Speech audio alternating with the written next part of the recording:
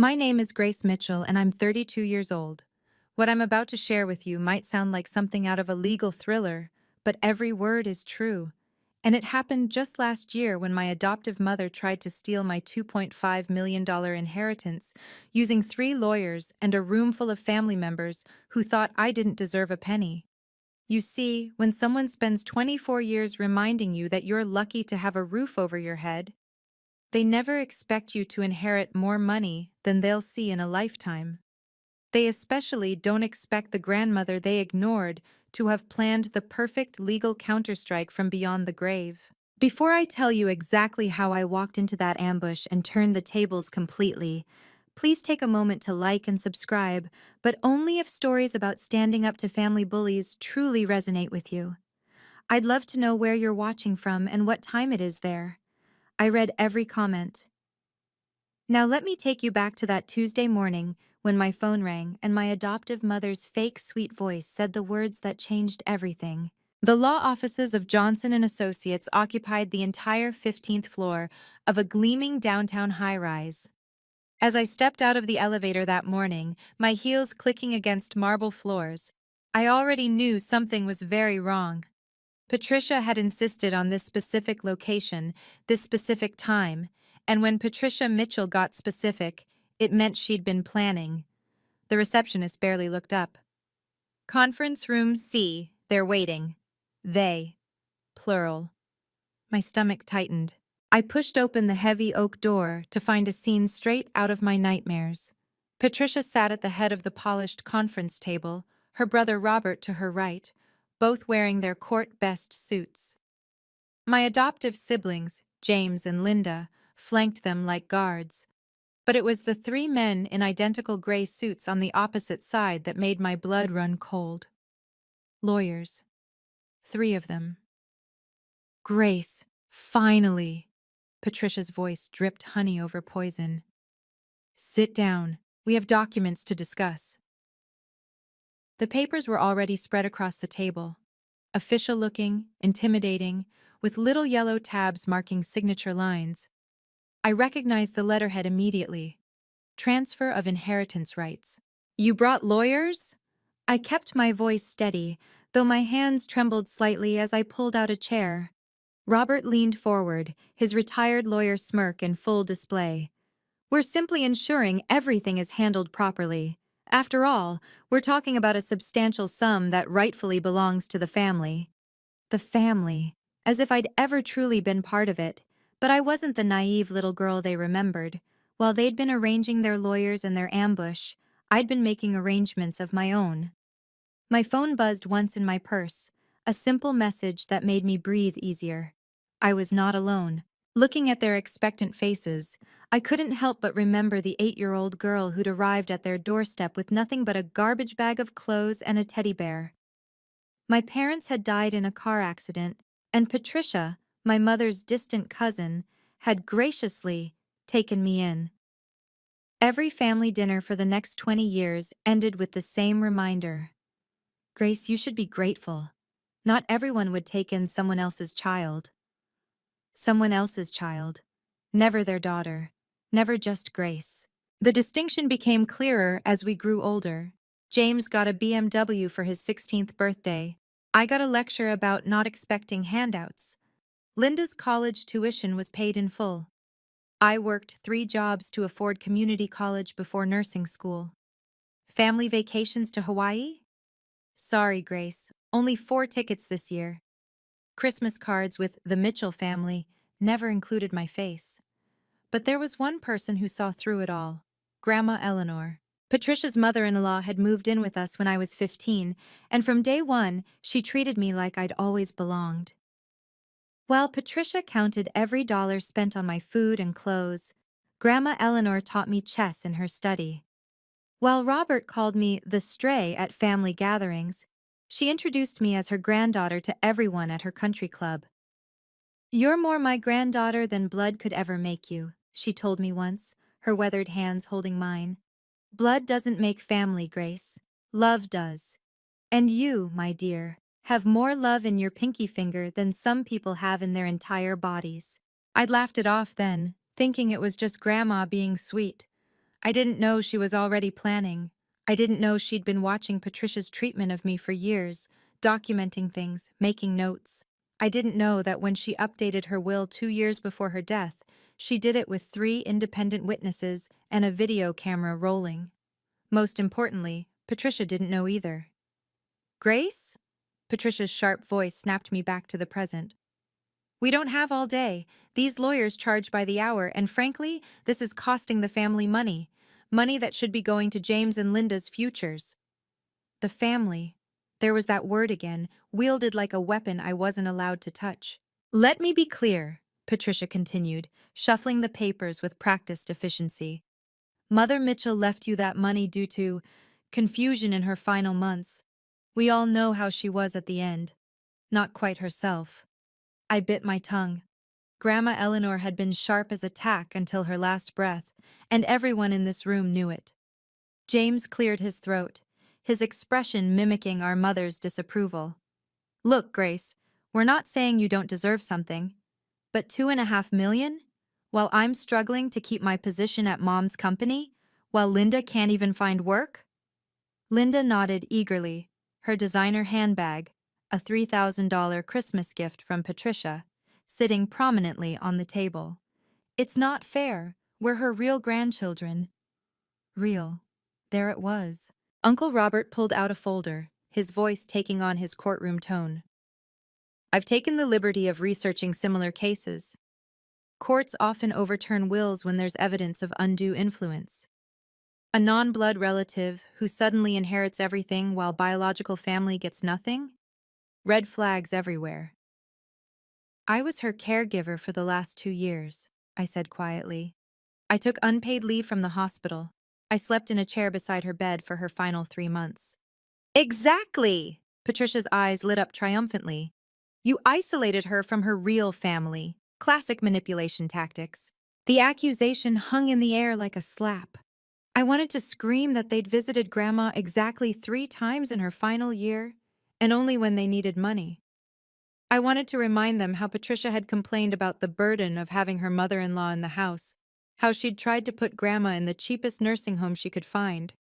But I stayed silent, because Grandma Eleanor had taught me something else during those long chess games.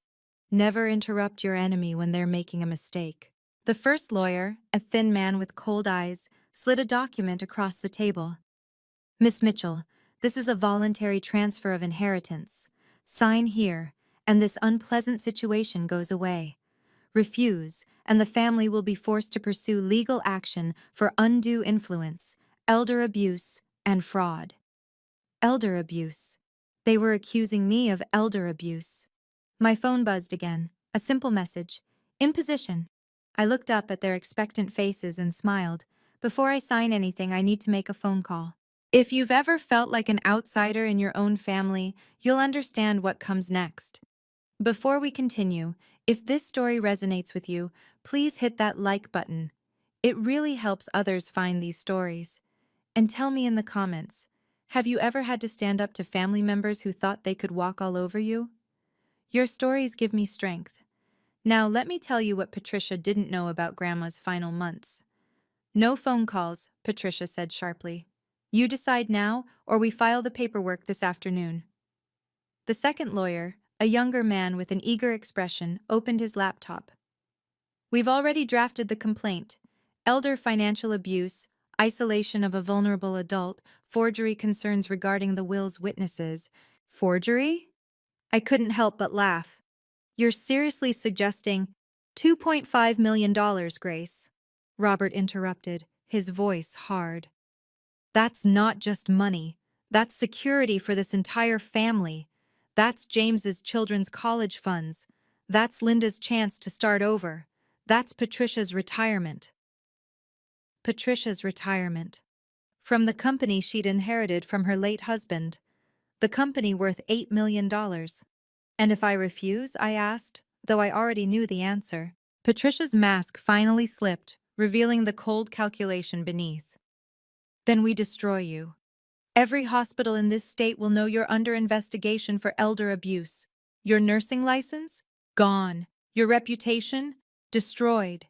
And after we win, and we will win, You'll owe us legal fees that will bankrupt you for life." The third lawyer pulled out his phone. "I have a contact at the state nursing board. One call and you're under official review by end of business today." They'd thought of everything, or so they believed. What they didn't know was that I'd already consulted with someone about this exact scenario. What they didn't know was that Grandma Eleanor had seen this coming 2 years ago. What they didn't know was that every single threat they'd just made had been recorded by the phone in my pocket. And more importantly, by someone else entirely. "You seem very prepared," I said, keeping my voice steady. "Almost like you've been planning this for months." James shifted uncomfortably. "We found out about the will 6 months ago. We've had time to consider our options." 6 months. Exactly how long ago Grandma had passed.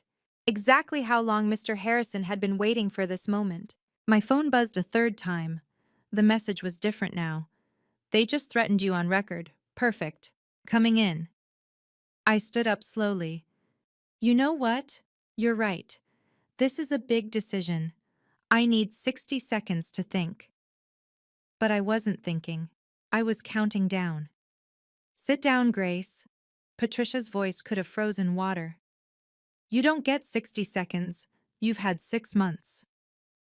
6 months of manipulating our mother's money, Robert added. 6 months of pretending you earned something you didn't deserve. "Sign it." James pushed the pen toward me. "Stop being selfish for once." For once, I remained standing. When have I ever been selfish? When I gave up my graduation dinner because Linda needed the car? When I missed my nursing pinning ceremony because Patricia scheduled a family photo that I wasn't even in? "Oh, here we go." Linda rolled her eyes. "Poor adopted Grace, always the victim." The first lawyer tapped the signature line. "This is standard procedure, Miss Mitchell.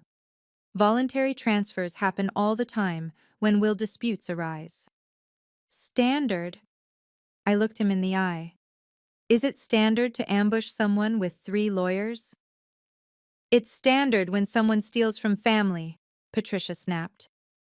"I didn't steal anything." "You manipulated a dying woman." "I held her hand while she died." The room erupted. Everyone talking at once, voices rising, accusations flying.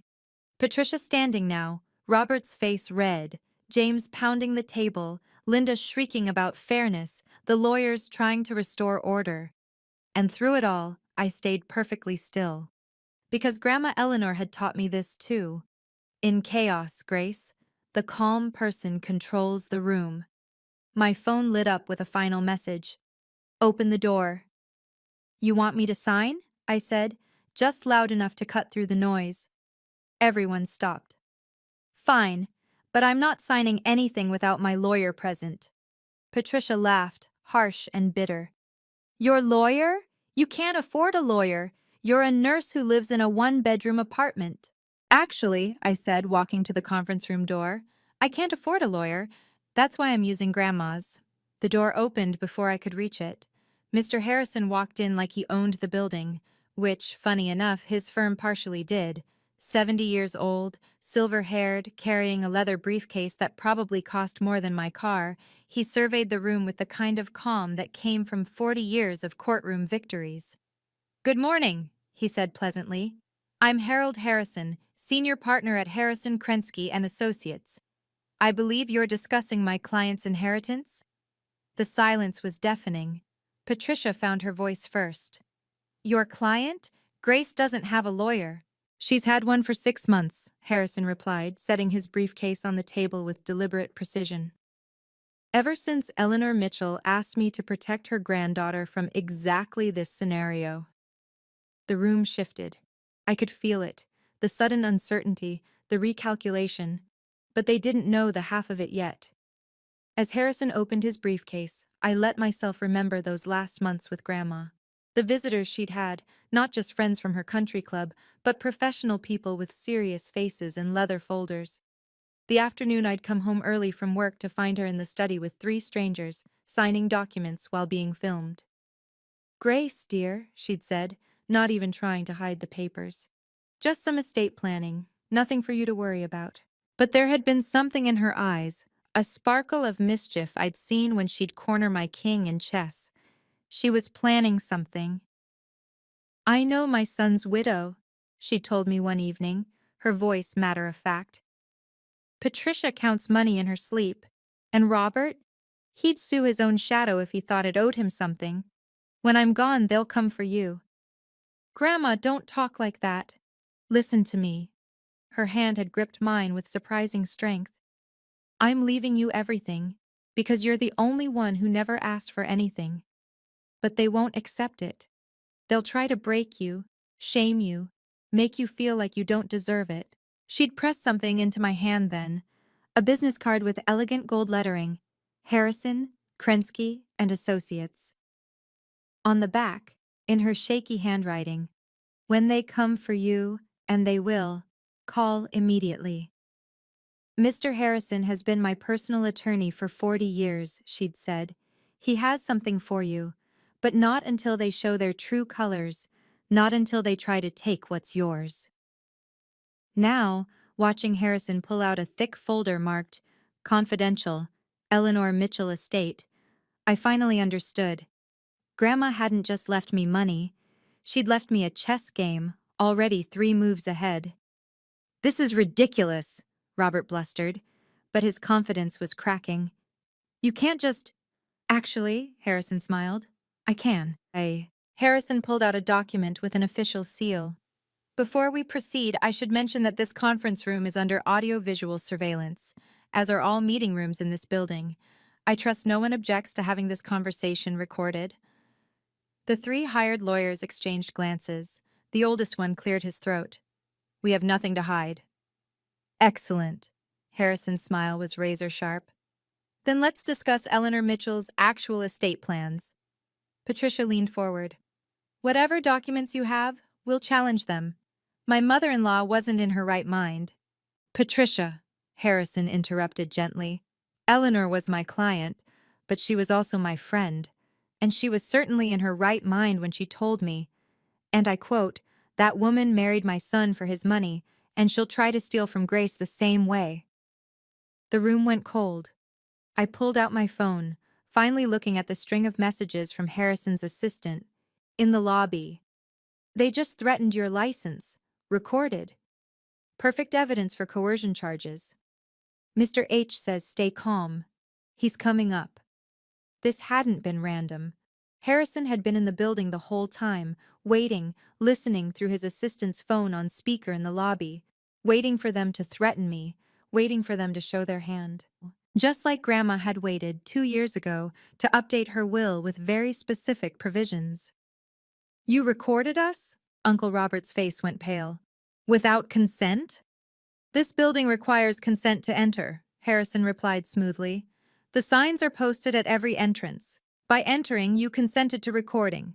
I assumed your lawyers would have noticed." The 3 hired lawyers were frantically checking their phones, probably Googling the building's policies. Their faces told me everything. Harrison was right. "Now then," Harrison continued, pulling out a tablet, "shall we discuss what Eleanor actually wanted? Or would you prefer to continue threatening my client with fraudulent elder abuse claims?" Patricia's mask was completely gone now, replaced by naked panic. "We're her family. We have rights." "You have," Harrison said quietly, "exactly what Eleanor chose to give you, which, as you're about to learn, was quite specific." He turned the tablet toward them. Grandma Eleanor's face filled the screen, alive and sharp-eyed, sitting in this very building's senior partner conference room. "Hello, Patricia," her recorded voice said. "If you're watching this, you've done exactly what I expected." Before Harrison could press play, Patricia stood up, her chair scraping against the floor. "This is ambush tactics. We need our own counsel." "You brought 3 lawyers," I said quietly. "How many more do you need?" She turned on me then, 24 years of carefully maintained pretense finally crumbling. "You ungrateful little parasite. We fed you, clothed you, gave you shelter when no one else wanted you." "Actually," Harrison interjected, pulling out another document, "Grace had 2 other family members willing to take her in. You petitioned the court for custody because, let me check the record, the monthly foster care stipend would help with household expenses. The foster care stipend, I'd never known. Patricia's face went white, then red. She pulled out a folder of her own, thick, organized, vindictive. Fine. You want to play hardball? 24 years of receipts, Grace. Every penny we spent on you. She started reading, her voice growing louder with each item. Dance lessons you quit after 2 weeks. $300. Dental work. 15,000 over 10 years. That prom dress you wore once. 200. Food, estimated at 200 per month for 18 years. You kept receipts? My voice came out smaller than intended. For feeding a child? James jumped in, eager to twist the knife. Mom had to take out loans to cover your expenses, loans she's still paying off. That was a lie. I knew it was a lie because I'd seen their tax returns when helping Grandma with paperwork. But it still stung. Linda added her voice to the chorus. You ate at our table every night and never contributed a dime until you were 18. I was a child, I said. You were a burden, Patricia snapped. And now you think you deserve millions? After everything we sacrificed? Robert stood too, his lawyer voice booming. No judge in this state will let an ungrateful adopted child steal from biological family. We have moral law on our side. Moral law? I laughed, but it came out broken. You visited Grandma 3 times in her last year. 3 times. We were busy. You were 10 minutes away. The room exploded again. Accusations flying, voices rising, fingers pointing. The 3 lawyers Patricia had hired were frantically taking notes, probably calculating their billable hours. This was spiraling exactly where Patricia wanted it to go, into a ugly public battle that would drain me financially and emotionally. That's when Harrison pressed play on the tablet. Grandma's voice filled the room, strong and clear. If you're watching this, Patricia, it means you've tried to steal from Grace. So let me be perfectly clear. This is where everything changes. If you're still watching, you're about to witness one of the most satisfying legal reversals I've ever experienced. Quick reminder to subscribe if you haven't already. We post new stories every week about standing up to family bullies and toxic relationships. And please, share this with someone who needs to hear that they're worthy of respect, regardless of blood relations. Now, let me introduce you to the man who changed everything. Grandma's face on the screen was serene, sitting in what I now recognized as Harrison's personal office. She wore her favorite pearl necklace, the one Patricia had tried to claim at the funeral.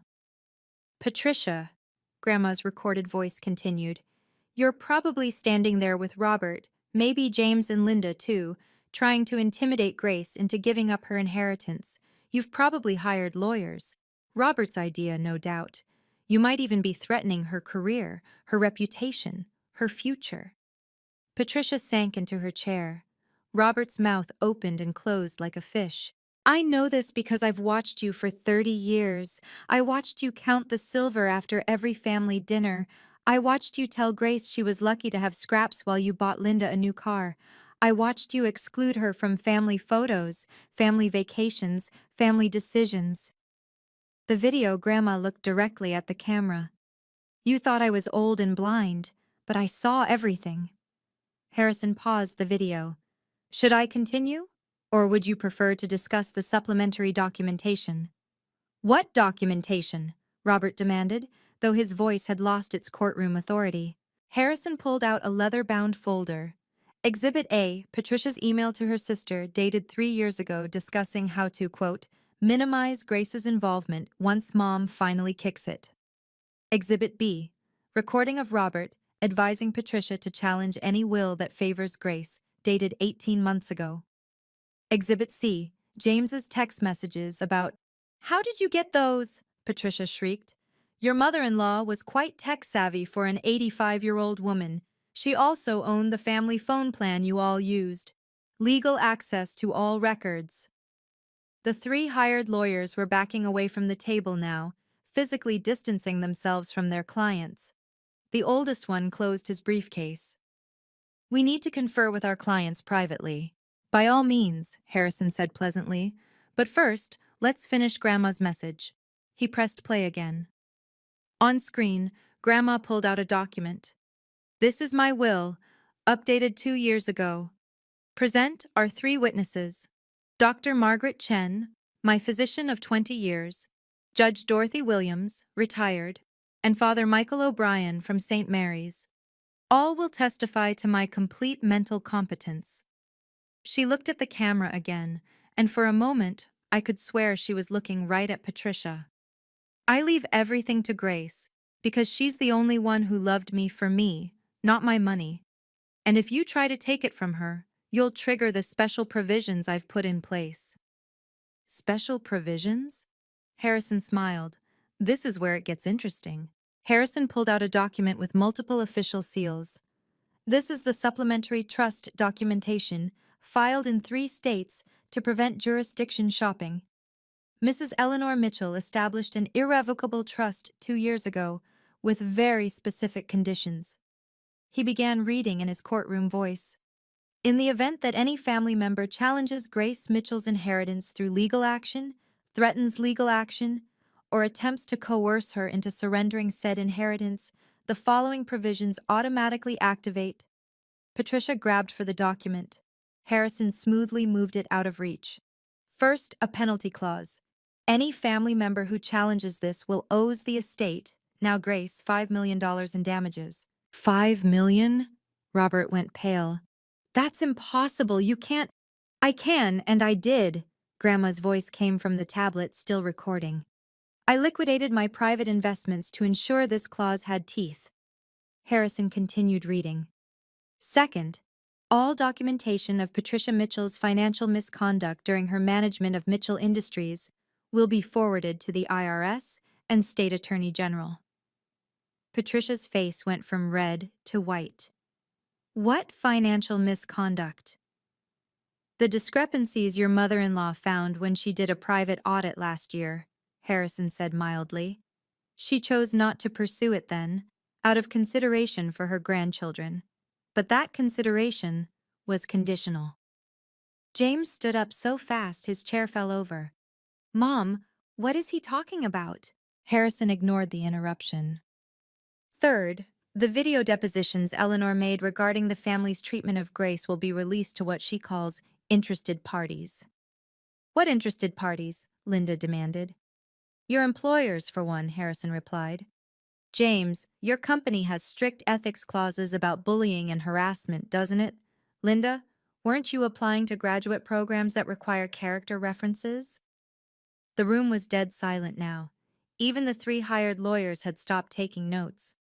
Harrison turned the tablet back toward them and pressed play one more time. Grandma Eleanor looked tired but determined.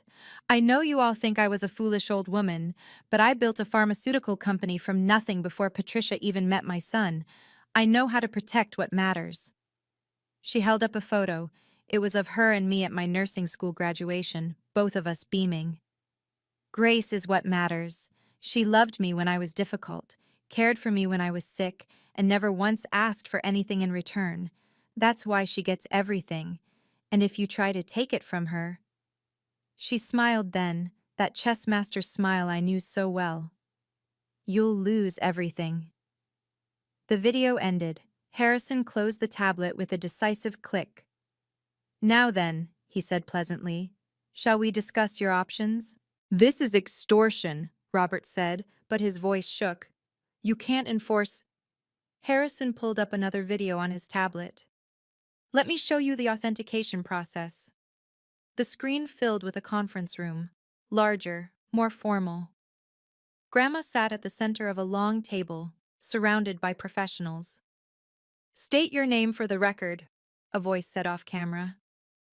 "Eleanor Catherine Mitchell, born June 15, 1938. "And you're here of your own free will?" "I am." The camera panned to show 3 doctors in white coats. The first one spoke. "I'm Dr. Margaret Chen, Chief of Psychiatry at St. Mary's Hospital. I've administered a complete cognitive assessment to Mrs. Mitchell. She scored in the 98th percentile for her age group. The second doctor, Dr. James Patel, neurology. Brain scans show no signs of dementia, Alzheimer's, or any cognitive impairment. The third, Dr. Sarah Kim, internal medicine. Mrs. Mitchell's medications have been reviewed. Nothing that would impact decision-making capacity. The camera returned to Grandma. I am updating my will today, January 15th, 2023, because I want to ensure my granddaughter Grace is protected from family members who have shown a pattern of emotional and financial abuse toward her. Could you elaborate? The off-camera voice asked. Certainly. Grandma pulled out a notebook. On December 23, 2019, Patricia told Grace she couldn't attend Christmas dinner because there wasn't enough room, despite having 12 seats and 8 people. On June 3, 2020, Patricia withdrew Grace from the family health insurance without telling her, which Grace discovered when she needed emergency care. On August 15, 2021, "We get it!" Patricia screamed, standing up. "Stop the video!" Harrison paused it. "There's 40 minutes more. Would you like to see the part where she discusses your attempt to power of attorney her assets while she was in the hospital for routine surgery?" The 3 lawyers Patricia had hired were packing up now. The oldest one addressed Patricia directly. "Mrs. Mitchell, we can no longer represent you in this matter. Continuing would be an ethical violation." "What? You can't just—" "We can, and we must." He looked at Harrison. "I assume you'll be filing the appropriate notifications?" "Only if necessary," Harrison replied smoothly. They left quickly, probably calculating how to bill for the partial hour while distancing themselves from potential fraud charges. Now it was just family, if you could call us that, and Harrison. "You have 2 options," Harrison said, his voice gentle but firm. "Sign a legal agreement to never contest Grace's inheritance or face the full consequences outlined in the trust documents." Patricia looked at me then, really looked at me for the first time in years. "You planned this?" "No," I said quietly. "Grandma planned this. She just loved me enough to make sure you couldn't hurt me anymore." Harrison placed a new set of documents on the table. "This is a cease and desist agreement. Sign it, and this ends here. No penalties, no revelations, no investigations. You simply walk away and never contact Grace about the inheritance again."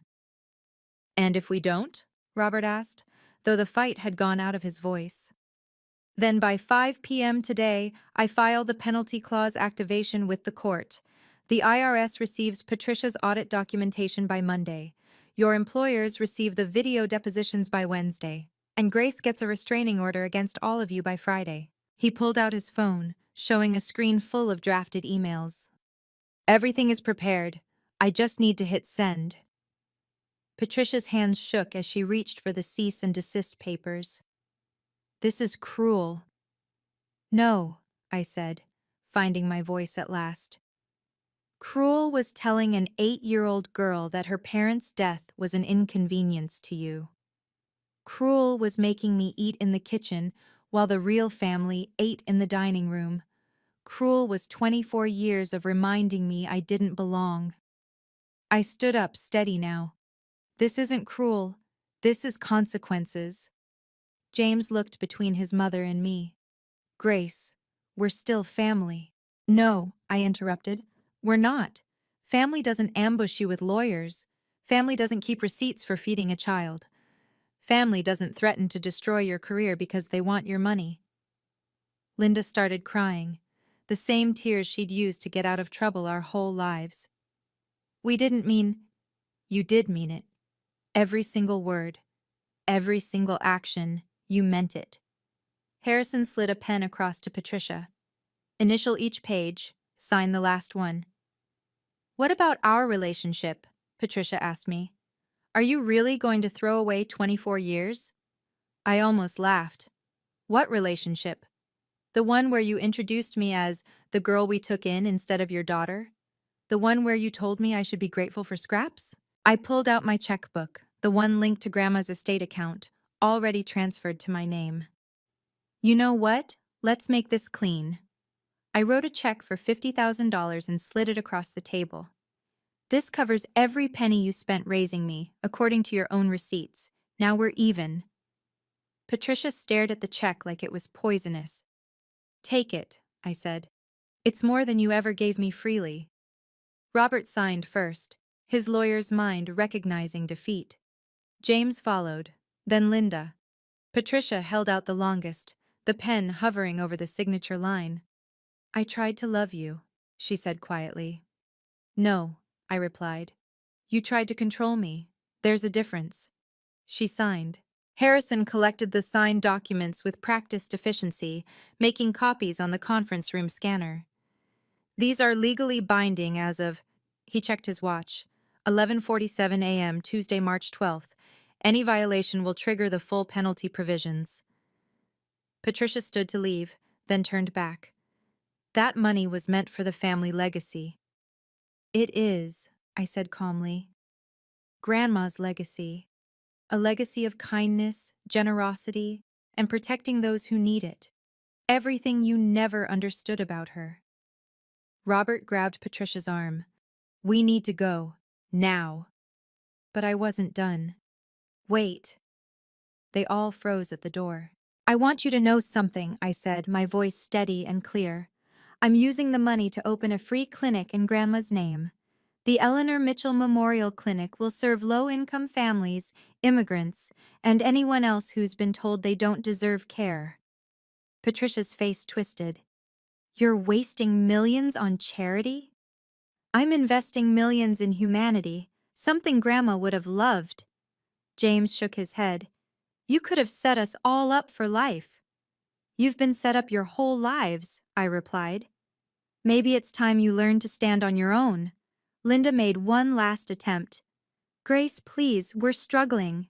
You're struggling in a 4-bedroom house with 2 BMWs in the garage. I struggled sleeping in a converted laundry room until I was 16. We are not the same. Harrison opened the door for them. I believe we're done here. As they filed out, Patricia stopped one more time. Your birth parents would be ashamed of you. The words that would have destroyed me a year ago now bounced off like rain. My birth parents are dead, but the woman who actually raised me, who taught me chess and strength and how to stand up for myself, she'd be proud, and that's all that matters. They left without another word. The door clicked shut with a finality that echoed through the room. Harrison began packing his briefcase. Your grandmother would indeed be proud. She predicted every move they made, down to Patricia's final insult. She did? He handed me a sealed envelope with my name on it. She left this for you to open after the confrontation. She said you'd know when. I recognized Grandma's handwriting immediately. Inside was a single sheet of paper with one line. They never deserved you, my darling girl. Now go live the life you were meant to live. All my love, Grandma. I held the letter to my chest and finally let myself cry. Not tears of sadness, but of relief. The war was over. I had won. More importantly, Grandma had made sure I would win. Shall we go? Harrison asked gently. You have a clinic to build. Within 2 weeks, the family grapevine, which had always excluded me, suddenly couldn't stop talking about me. Patricia's biggest client, a medical supply company, pulled their contract citing ethical concerns about family values. Apparently, the CEO's wife had heard about the ambush from someone who knew one of the fleeing lawyers. Robert's situation was worse. The State Bar Association opened an investigation into his consultation on the attempted inheritance theft. Even retired lawyers can't use their credentials to intimidate people. He received a formal censure and was banned from providing any legal advice, even informally. James called me once, 2 months later. His voice was different, humbled. I got demoted, he said simply. My boss found out about what we tried to do to you, said it showed poor judgment and questionable ethics. I'm back in junior sales. I didn't gloat. I'm sorry that happened to you, James. Are you? Yes. I never wanted anyone hurt. I just wanted to be left alone with what Grandma gave me. He was quiet for a moment. Linda's working at Starbucks now. Mom had to sell the vacation house to cover the business losses. The vacation house they'd never invited me to, bought with money Patricia had borrowed from Grandma's accounts over the years. Grace? Yeah? I'm sorry. For all of it. We knew it was wrong how Mom treated you. We never stood up to her. I know, I said softly. Maybe now you can start. He hung up without saying goodbye, but I understood. Some bridges, once burned, can't be rebuilt. They can only be acknowledged as ash. The extended family, cousins and aunts who'd watched Patricia exclude me for years, began reaching out. Some with genuine apologies, others clearly angling for money. I responded to the sincere ones, ignored the rest. But the most surprising call came from Patricia's sister, Aunt Helen, who'd moved to California years ago. I always wondered when Eleanor would put Patricia in her place, she said. That woman documented everything, you know. She has 3 safe deposit boxes full of evidence. She really loved you, Grace. I know, I said, tears pricking my eyes. I really loved her too. 6 months after that conference room confrontation, the Eleanor Mitchell Memorial Clinic opened its doors in a renovated warehouse on the east side of town, the part Patricia had always called dangerous, but was really just poor. We served 147 patients on our first day, single mothers who couldn't afford copays, elderly people choosing between medication and groceries, immigrants afraid to seek help elsewhere. Each one reminded me why Grandma's money was going exactly where it should. I hired 10 full-time staff members, including 2 doctors who'd grown up in the neighborhood and wanted to give back. The pharmacy tech was a young woman named Maria, who'd aged out of foster care. She understood what it meant to be told you didn't belong. The local news picked up the story. Granddaughter honors inheritance with free clinic for underserved communities. They wanted to interview me, but I declined. This wasn't about me. It was about Grandma's legacy, the real one, not the money-grabbing one Patricia had imagined. 3 months after opening, we received an unexpected donation, $500,000 from the Morrison Foundation. Their letter said they'd heard about our work and wanted to support healthcare equity in honor of Eleanor Mitchell's memory. I later learned the foundation's director had been one of Grandma's bridge partners. The clinic's waiting room featured a portrait of Grandma in her younger days, when she'd been building her pharmaceutical company. The plaque beneath it read, Eleanor Catherine Mitchell, 1938 to 2023. Love is the greatest inheritance. One morning I found James standing outside the clinic, looking at our sign. It's impressive, he said quietly. Thanks. Mom drove by last week. She sat in her car for an hour, just staring at the building. I didn't know what to say to that. She won't admit it, James continued, but I think she finally understands what she lost. Not the money, the chance to be part of something good. He handed me an envelope. This is from me. Not much, but I wanted to contribute. Inside was a check for $1,000 and a note. For the kids who don't belong anywhere else. After he left, I added his check to the donation wall, right next to the one from the local Girl Scout troop who'd raised 73.50 salams selling cookies. Every donation mattered. Every person mattered. That's what Grandma had taught me, and what Patricia had never understood. It's been a year now since that day in the conference room. I still live in my 1-bedroom apartment, though I could afford a mansion. I still work part-time at the hospital, though I don't need the money. Because Grandma didn't leave me wealth to change who I am. She left it to amplify who I've always been. The clinic serves over 500 patients a month now. We've added mental health services and a social worker. Every success story, a diabetic getting insulin, a child getting vaccinations, an elderly man getting his heart medication, is a victory Grandma would have celebrated. I've built my own family now, not blood, but choice.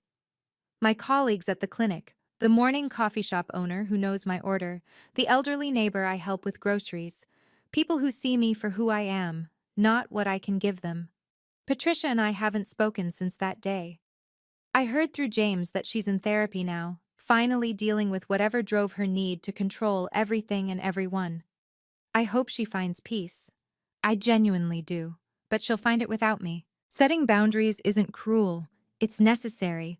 Protecting yourself from people who hurt you isn't selfish, it's survival. And choosing to use your blessings to help others isn't waste, it's purpose. Grandma knew all of this. That's why she protected me one last time, from beyond the grave. Not with money, but with the tools to finally stand up for myself. Every morning, I touch her photo in the clinic lobby and whisper the same thing: "Thank you for believing in me." And every morning, I swear I hear her voice in the wind: "You were always enough, my darling girl, always." What would you have done in my situation? Sometimes the greatest inheritance isn't what someone leaves you, it's the strength they help you find in yourself. Thank you for listening to my story. If it helped you feel less alone or gave you courage to set your own boundaries, please share it with someone who needs to hear it. Subscribe for more stories about overcoming family trauma and finding your own strength. Comment below. Have you ever had to choose between keeping the peace and keeping your self-respect? Your stories matter, and I read every single one. Remember, you deserve respect, regardless of where you came from. Until next time, stay strong and know your worth.